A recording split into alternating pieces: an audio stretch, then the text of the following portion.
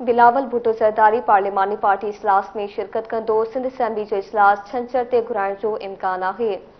ख़बर आवाज़ सां शेयर कयूं पिया बिलावल भुट्टो ज़रदारी अॼु कराची में पार्टी अखबारनि सां धारदार मुलाक़ात कंदो। पीपी सिंध जे पार्लिमानी पार्टी जो इजलास जुमे ते तलब कयो वियो आहे। बिलावल भुट्टो ज़रदारी पार्लिमानी पार्टी इजलास में शिरकत कंदो। सिंध असेंबली जो इजलास छंछर ते घुराइण जो इम्कान आहे।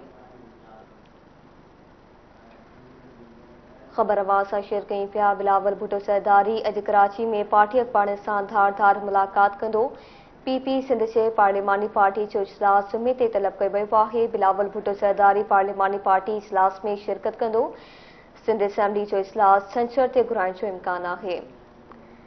तफ़सील मालूम कंदासीं। Chief reporter Karachi Shabbir Lashari line ते मौजूद आहे। जी शबीर, वधीक आगाह कजो।